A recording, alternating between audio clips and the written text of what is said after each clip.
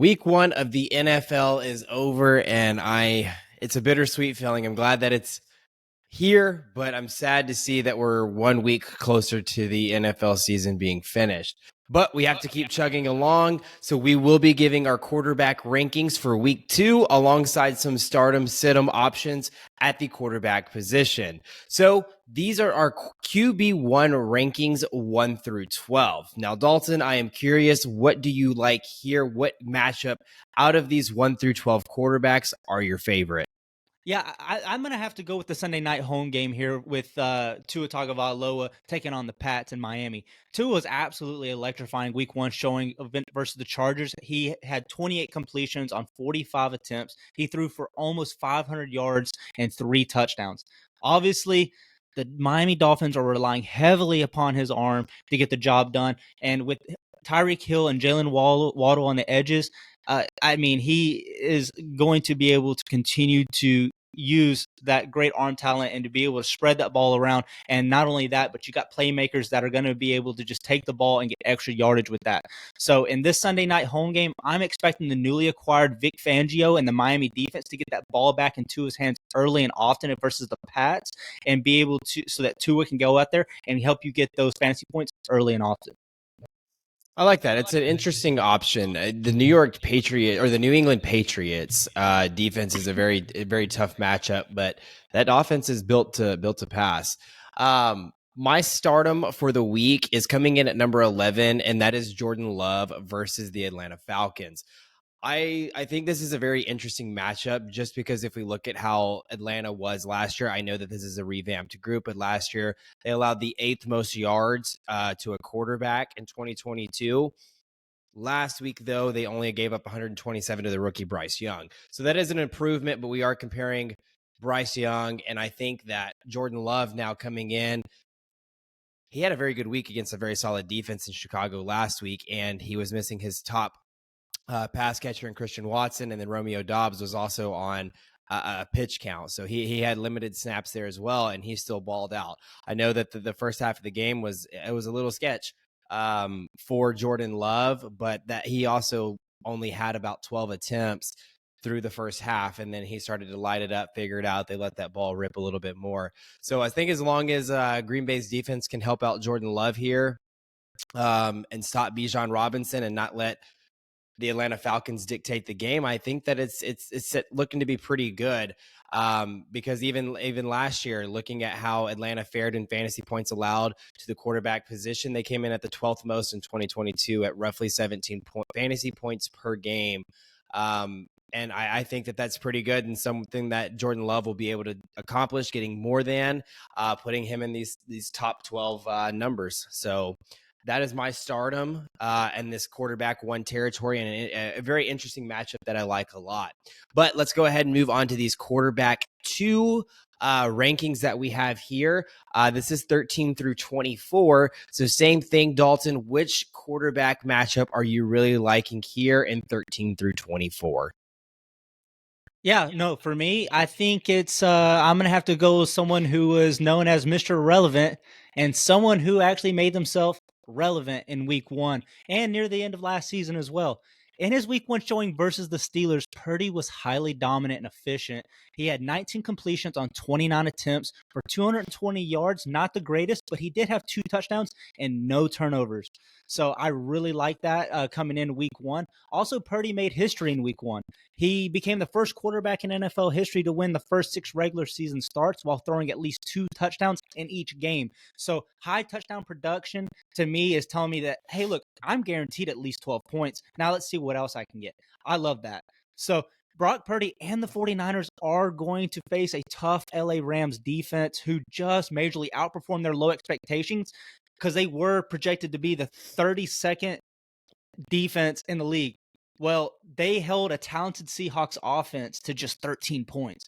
But anyways, I'm expecting this highly touted 49ers offense to steamroll through anything in their way with Brock Purdy at the helm. Highly efficient. He's got one of the best offenses in the league there with Brandon Ayuk, Deebo Samuel, George Kittle, and he's got some pretty good running back in the backfield the last time I checked with CMC. So I think he has all the talent around him to definitely be a wide receiver or a QB1 for you. And as late as we have him right now in our rankings, I think he could definitely outperform. So these are our rankings 1 through 24, but there are obviously the players that did not make this list. And these are going to be our sit-em options. So one person that I think is a pretty general consensus that we can agree on is Ryan Tannehill versus the Los Angeles Chargers. Now, some people may disagree because they're looking at how Miami's pass defense fared last week against the Chargers, and they allowed 466 yards, which was the most of any passing defense in week one this last week. I don't think Ryan Tannehill comes in and gets anywhere near those numbers. And the reason that I say that is because if we look at how both teams fared last year in 2022 with pass attempts, the LA Chargers had the fifth least attempts versus defenses, around 31 a game.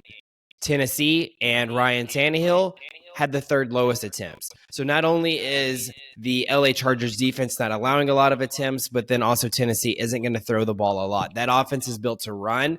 And I think that the last thing that this Tennessee offense wants to do is to get in a shootout with the Chargers. The Chargers are going to win that game 9 times out of 10. So I think that they understand that. They're going to say, hey, we need to start to establish the run a little bit more this week. And I think it's going to be a lower scoring game. I don't really ever see Tennessee scoring more than maybe 24, 28 will probably be their max. And honestly, Ryan Tannehill, his peak is probably 1 to 2 touchdowns a game. I don't love him versus this Chargers defense because I don't think that there's going to be a ton of volume here. So I highly advise to stay away from Ryan Tannehill, leave him on the bench sitting there. Dalton, who is your sit of the week out of these quarterbacks in week 2? Yeah, I mean, I'm going to have to go with Desmond Ridder on this one with the Packers. For me, this is a mixed bag of disaster for Desmond Ridder, not particularly for the Falcons as a whole, but really specifically just for Ridder. In week 1, Ridder showed that he is still nothing more than just a game manager to me, and especially on this run-heavy Arthur Smith offense. And outside of Bijan Robinson and Tyler Algier, I was very upset with some of the fantasy production given by this offense. I mean, the monstrous Kyle Pitts and Drake London, who were supposed to be towers for this offense, combined for a total of 4 targets the entire game. And London was on the field for 90% of the snaps. And yeah, so I don't expect things to get any better this go around in week 2 versus a stout Packers D, who just went in and shut down a Bears offense. And leading that was a potential top 5 quarterback again in Justin Fields. So again, I think this is going to be a very strong defense, and I still see the Falcons leaning very heavily on their run game and just having Desmond Ridder be a game manager again. So I would stay away from this. I agree. And the last sit-em quarterback that I will be going with here is the Houston Texans quarterback, CJ Stroud. He had a pretty impressive week 1. He came in throwing the rock 40-plus different times, but we saw that recipe didn't necessarily work. I think that the Houston Texans wide receiver room is a fun bunch, but they aren't the most electric, the most explosive, and Dameon Pierce is sitting there behind at the running back position. And I think going into this game versus Indianapolis, it is a very ground heavy attack.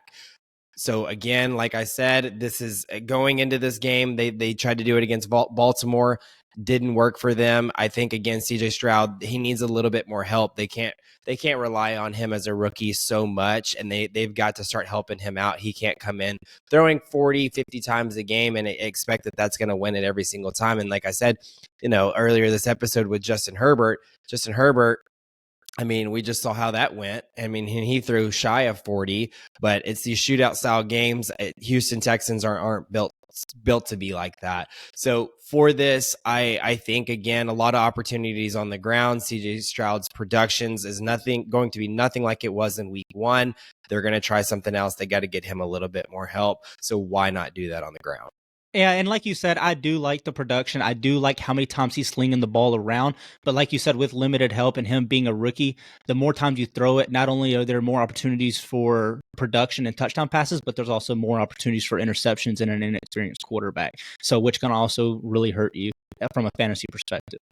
Exactly. And even after all those opportunities, 40 plus opportunities, he didn't find the end zone a single time. Not saying that he's never going to find the end zone, but I think with that, I think with his first couple touchdowns also going to come his first couple interceptions. So again, stay away from him. Let's let him prove something. But anyways, these are our rankings 1 through 24 for these week 2 quarterbacks. Also some stardom sit-em options, something that we really like, someone that has that boom potential in these weeks, although we have them at 8 and 11 and 22 in our guys, they really have a good potential at moving up those rankings for you this week. So seriously consider them, and best of luck this week.